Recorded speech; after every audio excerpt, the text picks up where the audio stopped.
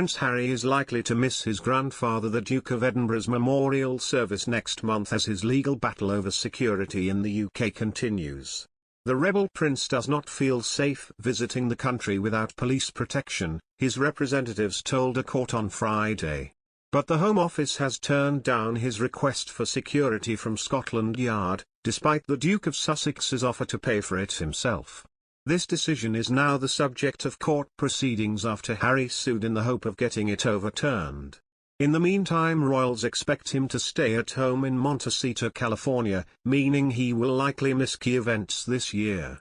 The Queen and other family members are set to hold a service of thanksgiving for Prince Philip at Westminster Abbey on March 29, almost a year after his death aged 99. A source close to the royal family told that, they don't think it's likely he'll come back because it would undermine his position that it's too much of a threat. It is not known when the legal case will be resolved, and it could also affect Harry's participation in events in June to mark the Platinum Jubilee. He hasn't been back to the UK since the July 1 unveiling of the Diana, Princess of Wales memorial statue last year. Shahid Fatima QC, the lawyer for the Duke, told the Royal Courts of Justice on Friday that it goes without saying that he does want to come back to see family and friends and to continue to support the charities that are so close to his heart. The couple lost their taxpayer-funded protection when they quit as senior royals in 2020 and have since had to fund their own private security.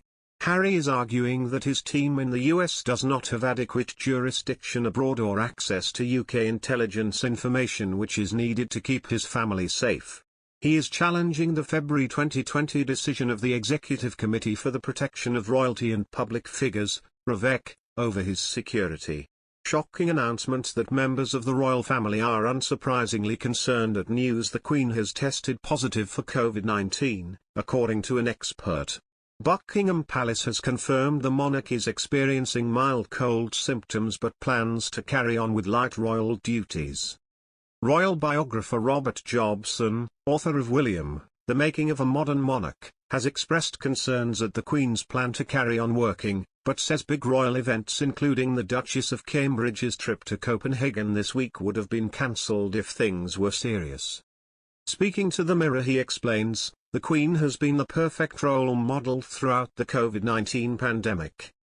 Her Majesty told us in a powerful televised public address that, we will meet again when so many were missing their loved ones during the lockdowns.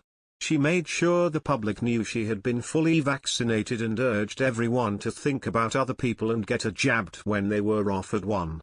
And as others in public office who should have known better, partied in the corridors, or at least gardens of power, she stuck to the rules and sat alone at her beloved husband, Prince Philip's, funeral in April last year.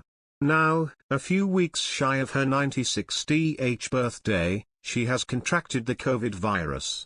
The palace has assured us that there is no need for panic, with their statement talking of mild cold-like symptoms.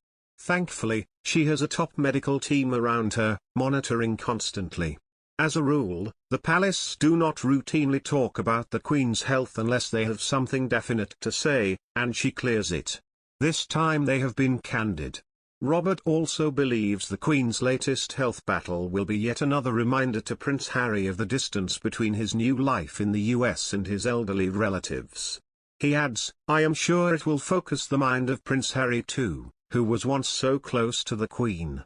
His wife, Meghan, seems happy never to return to these shores. But for Harry, being more than 5,000 miles away from his family, at times like this, must emphasize his isolation from the House of Windsor.